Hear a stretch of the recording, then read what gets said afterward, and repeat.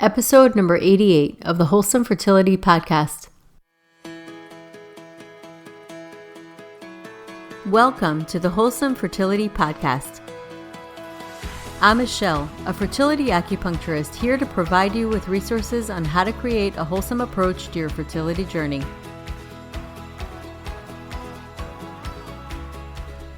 My guest today is Chrissy Carter. Chrissy is a passionate multi-hyphenate who inspires the art of mindful living. Chrissy is a yoga and meditation teacher, writer, and founder of the lifestyle site Home. Known for her warmth and down-to-earth approach, Chrissy's teaching creates space for self-inquiry and self-acceptance. She teaches live streaming yoga classes at her site Home and is a featured meditation teacher on Meditation Studio app. Chrissy has appeared in numerous publications such as Yoga Journal, The New York Times, and Live Happy magazine. So welcome to the podcast, Chrissy. Thank you so much for having me and for inviting me to be on. It's a pleasure having you. I've heard you on another podcast, Untangled, and was very intrigued by your journey. And I would love for you to share your journey, how you got into yoga, and how you've had your own fertility journey. Yeah, and created absolutely. Also fertility meditations. Yes, I mean, everything kind of came together. As far as the meditations go, the two paths, the two stories. So I got into yoga in my early 20s.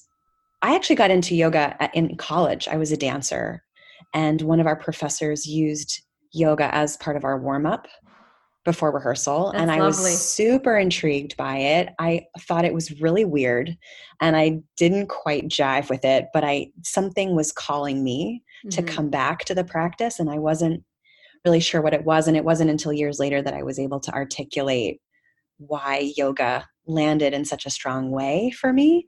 But I rediscovered it again in my early 20s when I was working on Wall Street, because I was looking for an outlet for my spirit.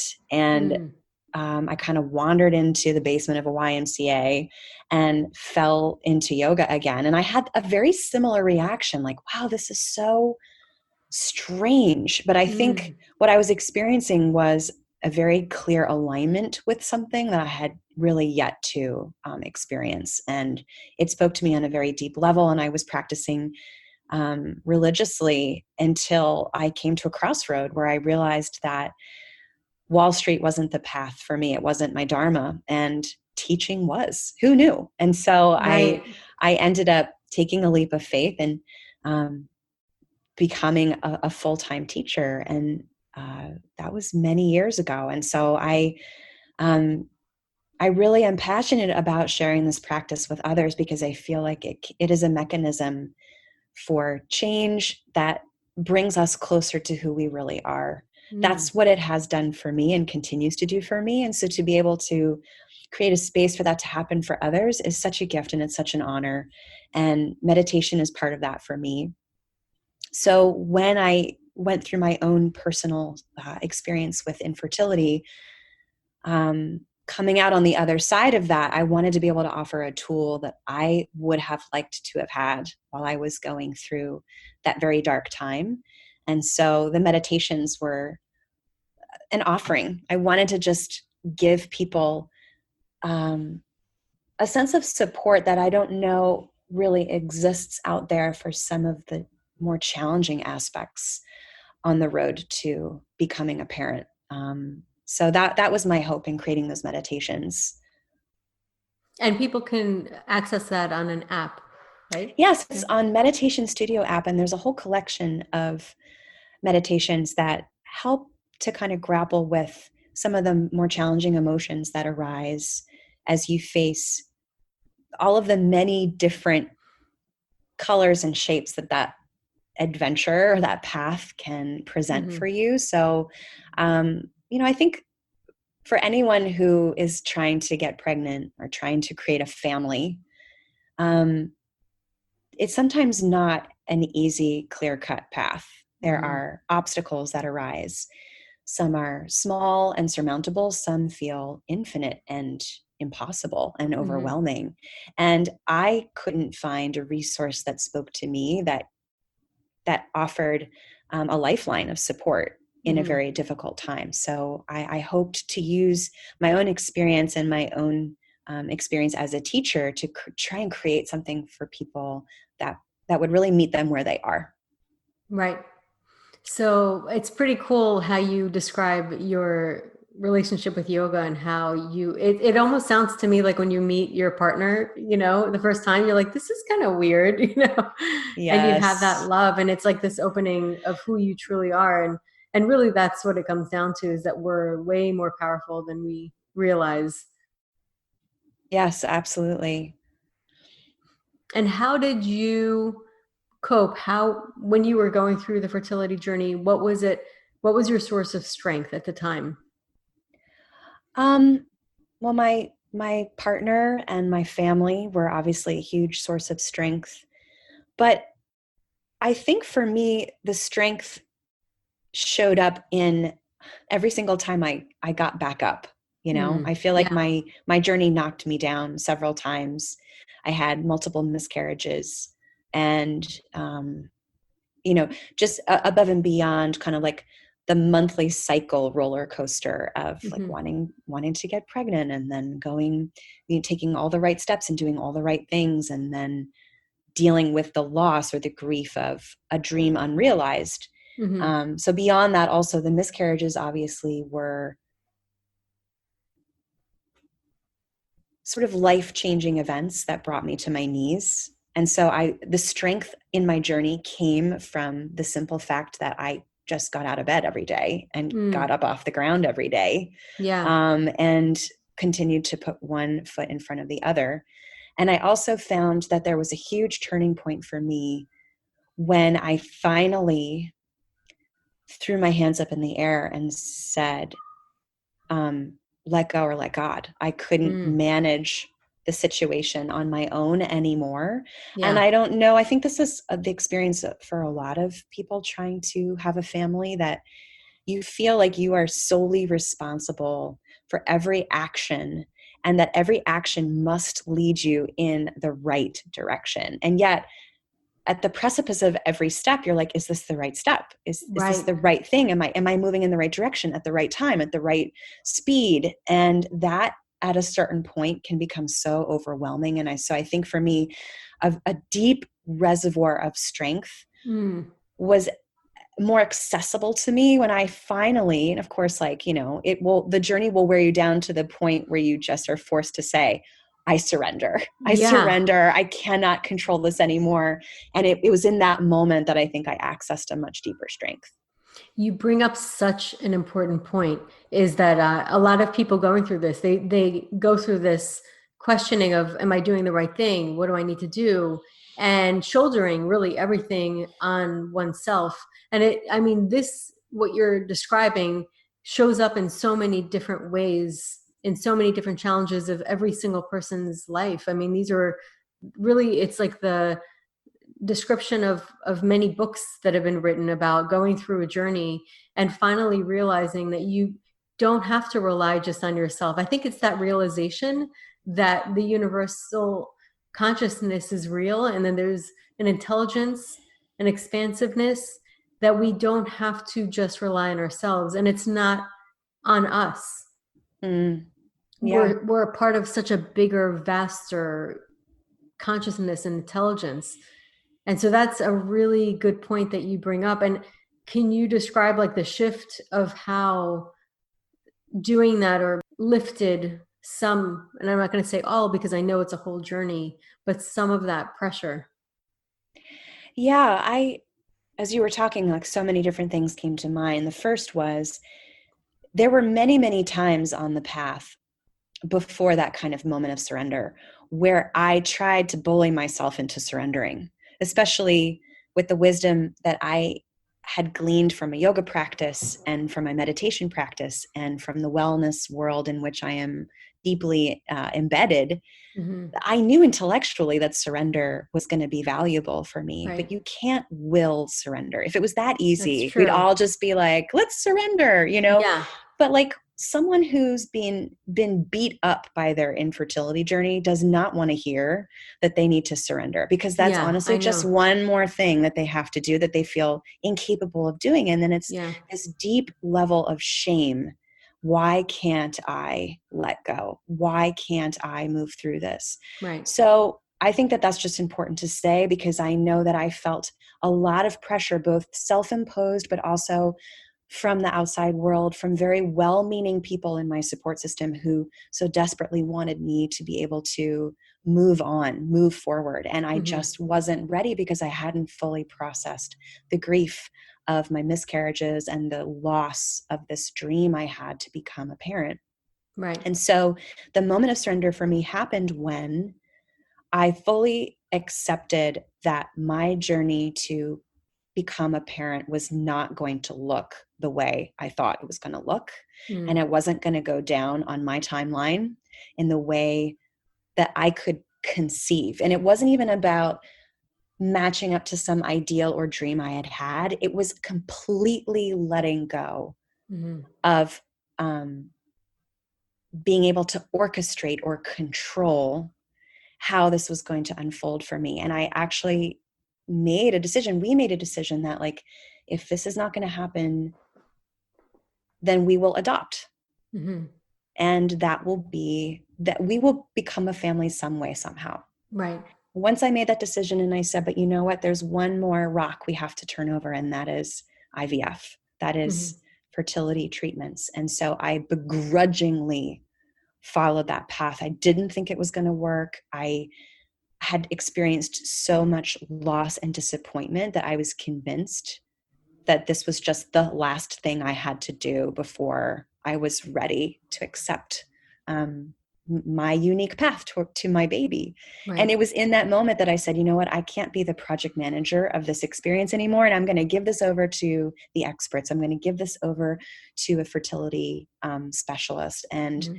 the moment I did that, I could relax. Mm-hmm. I was able to let go. And we were very fortunate in our experience with RMA, who was our doctor, our treatment center, and we were able to get pregnant after IVF. And I know that's not everybody's journey, but um, it was in that moment of sort of like surrendering the plan and control that I think I was able to access some grace. Right. And of course, everybody is on their own timeline Yes. and their own journey and has to go, and the grieving process has such an important role in the whole process. And what I find interesting, and I've said this and I've heard you mention it, is with miscarriage, it's such a difficult process because it's not something that you can see. You're going through it. And I think also the ceremony, the lack of ceremony in culture to allow you to go through that, and it has such an important place. You do need to go through that and honor that, but it is a tougher thing because it doesn't have the space that it deserves. Yes. That was my experience, absolutely. And I've shared this story a couple of times because it felt meaningful to me amidst all of this heartache that I was experiencing on my own journey. Our beloved golden retriever Ellie died very suddenly, and it was such an important moment of recognition that grief is supported by your community and supported by ceremony and supported Mm-hmm. by memories, and being able to think back to all the happy times that we'd had with our beloved dog, and Mm-hmm. to think to receive so much outpouring of love and support from people who knew us and knew her and cared for me. And that level of support and that container that was created by that support allowed me to process grief. And I thought to myself in that moment, oh, this is why Mm. these 4 Right. miscarriages have become embedded in my soul, and I haven't been able to grieve them properly because I'm supposed to grieve them silently and not share that with the world. And it's not even that I personally felt like there wasn't space in society for me to share. It's just that it was so painful and so personal. I couldn't navigate anybody else's thoughts or feelings about my miscarriages because I myself was incapable of navigating my own thoughts and emotions about those miscarriages. So it was an eye-opening moment for me to realize that Mm-hmm. the grief of miscarriage is this like nameless, faceless mist that Right. you can't touch, you can't feel. It's challenging. Absolutely. And did you have anybody else that went through something similar to talk to? Because I find that that helps a lot of people to know that there's somebody to relate to that really gets what you're feeling or going through. I honestly didn't. I don't feel like my network was able to offer me the experience of miscarriage. And those people in my life who had experienced miscarriage,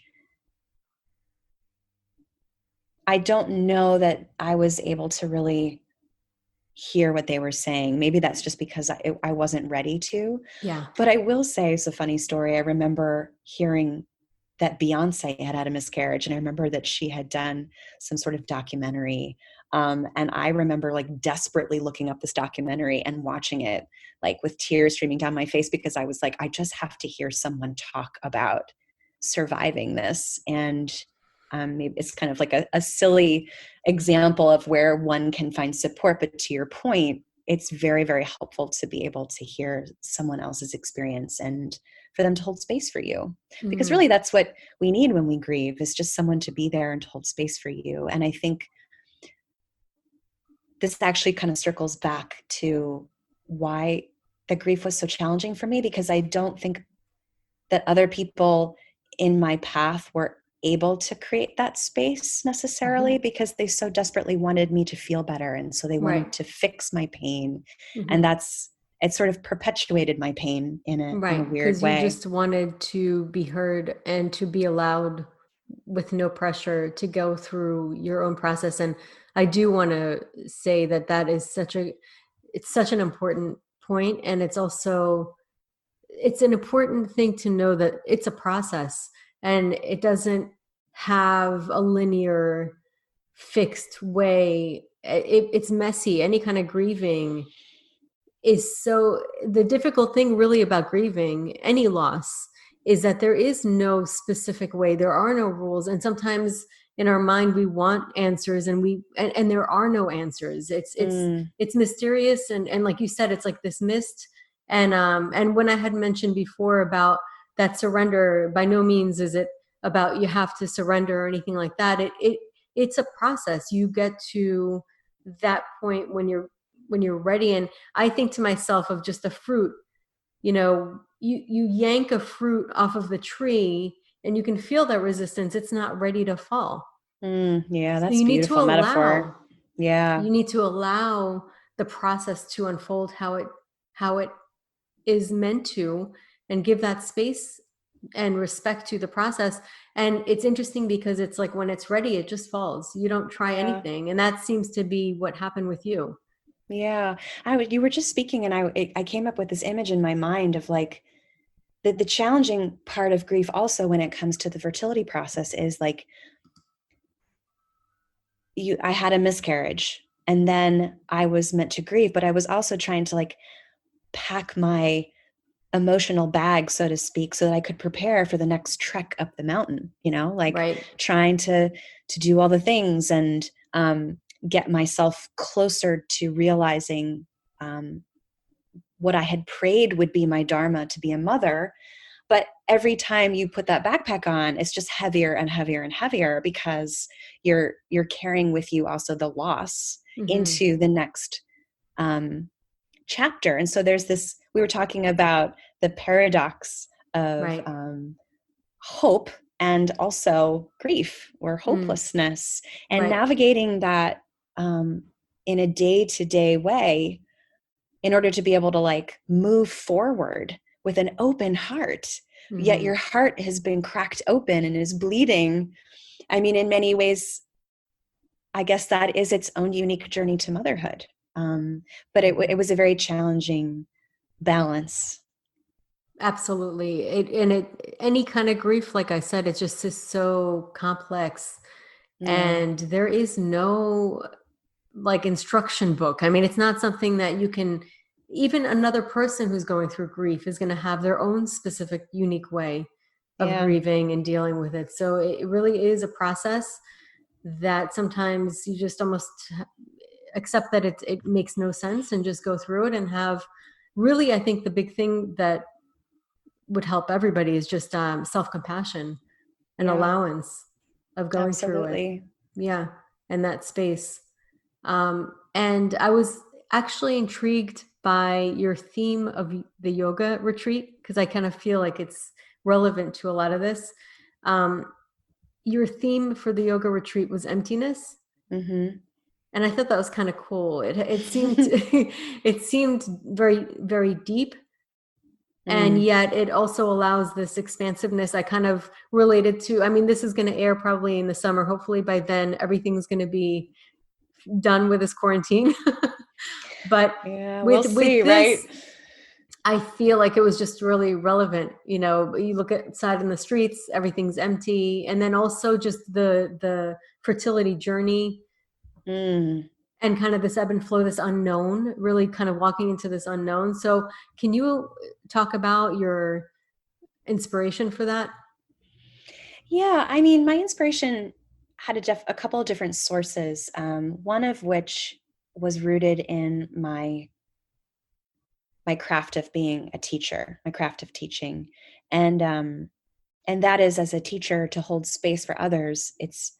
It's important for the teacher to become a conduit so that the teaching can move through them. And what ends up happening inadvertently, because we're human, is that our own ideas or our own agenda can block the flow of teaching through us and end up becoming an inadvertent obstacle to Mm, learning for others. So we kind of like, even with the best intentions, kind of push our agenda or our expectations onto our students, not really allowing them to have their own experience. So on one side, the concept of emptiness was inspired by my own work as a teacher to try and get out of the way, like hmm. get out of the way, create a space, and then let them have their own experience. And on the other hand, it was also inspired by my own personal journey and how when you can come to a deep place of acceptance, there is a moment where you experience like an emptiness or a nothingness Hmm. that is both the result of letting go, but also the breeding ground where possibility can happen, where Mm, where you acknowledge that there are so many more possibilities available to us than we recognize in the moment because we are so influenced and colored by our past experiences and um, our karma and our past memories, our samskaras. And I just feel like emptiness is both like at the bottom of loss and at the beginning of possibility. right. That's something that I really have to sit and think about because I'm getting so many different visuals and thoughts as I think about that. But it's so reflective of like everything. I really see the universe as a hologram, Mm, and it can be seen in every single thing. It's like the yin and the yang. Really, that's like that ending and beginning yeah, and this cycle absolutely. of that. The other thing too, and this I tried to offer as well with my meditations, the fertility collection, is that the practice of emptiness is like trying to clear out or create space inside yourself for your emotions to move through you so that they don't get stuck. Because Hmm. when they get stuck and then you self identify with these emotions, like I'm experiencing grief or I am fundamentally sad, like this experience has become me, I have folded it into my story, and then it traps you and it binds you to this idea that something is permanent when really everything is always changing and there are Hmm. always more possibilities and opportunities than we're capable of seeing. So, in my yoga practice and meditation practice, just experimenting with this idea of letting things move through me. And it Hmm. reminds me of a quote, one of my favorite quotes by Pema Chodron. um, you are the sky, everything else is just the weather. Like the Oh, weather, wow. Yeah. isn't that beautiful? Like the weather Yeah. patterns are just moving through you. Can you be open and infinite and spacious like the sky and observe things come, but then also observe them go, Hmm. let the intensity of whatever weather pattern you're experiencing teach you or open you or prepare you. But then when it's time, can you also let it go? So that's been an important practice for me. It could be applied to so many things, and especially the fertility journey. And I think that also going through meditation practice trains us to not identify with thoughts. It's very easy to think that you are your thoughts. It's very similar, but you're not Mm, the thoughts, you're the consciousness that's even aware or able to even watch the thoughts. mm-hmm. Can't watch what you are. Yeah. And it really comes down to knowing who you truly are. And that's what you were talking about earlier on. It's full circle. Yeah. Is that the meditation, the yoga, it shows you who you truly are, the vastness of you, which is self-realization, which obviously is not as easy, but yet it's so easy. Right. Exactly. Another paradox. Yeah, exactly. I struggled so much with the story of my fertility journey because for what felt like infinity was really, 5 years of struggle. It defined me. It defined the lens through which I saw my reality and myself. And it will be a very important and meaningful chapter in my life because it is the journey that brought me to my daughter. Hmm. But it also brought me closer to myself. And it's so funny when we talk about self-identification, there was something very valuable in that story that I believe there was no other way to arrive where I was meant to arrive than the path that I had to take. Hmm. And there's a quote by Stephen Colbert. I don't know if you know Stephen Colbert, but Hmm. Yeah. I He's love him. funny. He's hysterical. He's so witty and I smart. think of him and I start laughing. I know. He was interviewed before taking over the Late Show, and the interviewer asked him how he was able to maintain, and I'm paraphrasing here because I don't remember the exact verbiage, but how are you able to maintain such lightness of heart despite the fact that your family members died in a plane crash when he was very young, his father and his brother, or two brothers, I believe. And he said that he is grateful for that which he wished most had not happened. That he's grateful for the thing that Hmm. he wished most had never happened. That there's something about the story, however painful, Hmm. however heart-wrenching, Hmm. however much you wish you had never, ever had to experience it and you would never wish it on anybody else. Hmm. But if it wasn't for that journey, you would Right. not be where you are today Yeah. or wouldn't have That's access to so some. profound. It's so It's deep. like, it's very deep, which is another Yeah. reason why I love Stephen Colbert. But Yeah. that resonated with me because, we can't necessarily choose the path, but the path ultimately leads us into a place that we never maybe could have imagined. And had I not gone through my fertility journey, I would not have this beautiful soul that I have Mm. today. That is the statement that I hear from everybody after Mm, journey when they actually look back. It can look back. I hear that so many times, and I always love to stress it because so many people are listening to this going through the fertility journey or beginning the fertility journey, and if it could inspire a little bit of hope, yeah, even though obviously nothing, it could be something that nothing can help, but no. And I think that's really important to say that if you are struggling, you have to take everything with a grain of salt. And I know that there were moments in the depth of pain where if someone had told me what I just said, I might have just said, bleep you, like, mhm, don't tell me this kind of thing. How could you say that this suffering is in service of something? Because, suffering, there's no rhyme or reason for that. And you don't mhm. have to make meaning out of any of it. It just, it's painful and it's awful and it's not fair. You know, that's how it feels when you're in it. And I recognize that. And I don't in any way want to diminish that.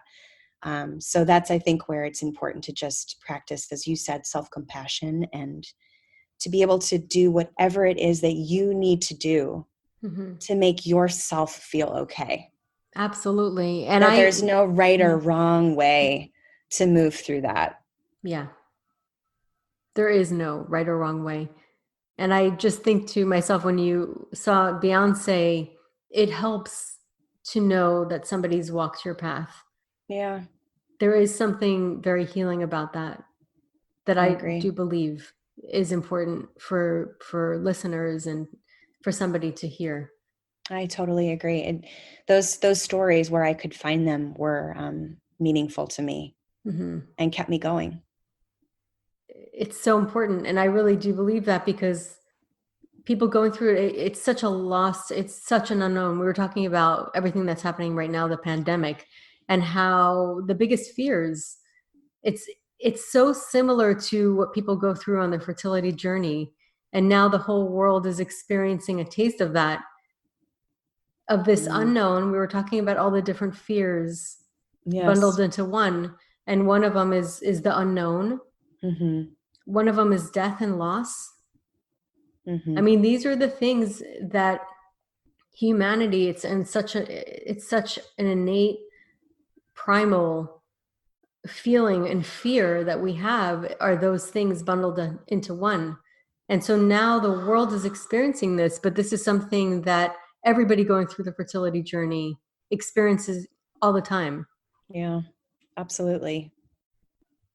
It's interesting to draw those parallels, because it's true. And so I go back to this emptiness, but yet the emptiness can have this paradox as well. We were talking about that. And and I also love that you say that you don't plan your teachings. You allow them a space, in a sense, to be conceived. Yeah, that comes from a lot of experience, just being able to kind of walk into a room and read the room and absorb the energy and decide what it is that you want to offer, or just kind of open up and let whatever comes out of your mouth come out of your mouth. And it's not to say that I'm not thoughtful about how I create that space, or that I don't have some idea in my mind about what I want to teach or share. But when we remain open, we can receive so many clues about the next step forward, the next right step forward. Even if we don't know where it's going to take us, just trusting each step that we take. And that's a really challenging practice, because at least for myself, and I'm sure for so many others, the fertility journey is just laced with so much doubt.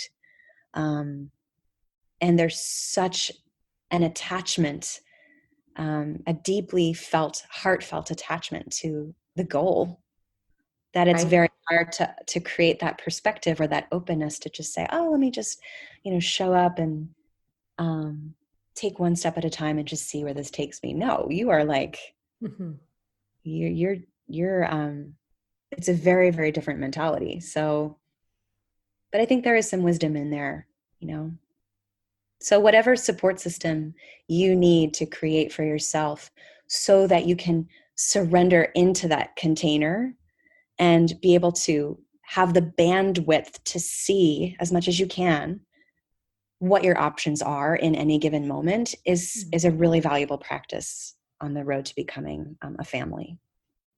Yeah, absolutely. And like you said, there is no one way. There's no right and wrong. It is a process. And whenever you are ready, you are ready. And when you're not ready, you're not ready. I mean, it's just, it's making space for that. Absolutely. So thank you so much for coming on. I wanted to also share how people can find you. Absolutely. So you can find me on my website, chrissycarter.com. And I'm also on Instagram at Yoga Chrissy. And you can find the meditations at Meditation Studio app. I will be putting all of this information on the bio. I thank you so much for coming on. And I know that it's not easy to go through and describe your journey, because I know that it was really, it was devastating. And I really want to say thank you so much for taking this time to open up something that has been so difficult and being vulnerable. Because I know in my heart that people listening to this, going through this, you've gifted them with that. No, So thank you. It's a sincere honor, because I know that when I was going through it, this is exactly what I would have wanted to listen to, just a sense of hope. I really want to just thank you, because I know that being vulnerable in that way is not an easy thing. Well, thank you so much for inviting me. It was a pleasure talking to you. So that concludes today's episode. You can find all of the links mentioned on the episode notes. If you're enjoying these episodes, please take a moment to share and leave a review. Reviews mean everything to podcasters, and I really enjoy hearing from my listeners. You can also find me on my website at www.thewholesomelotus.com or email me at info@thewholesomelotus.com. I love hearing from my listeners.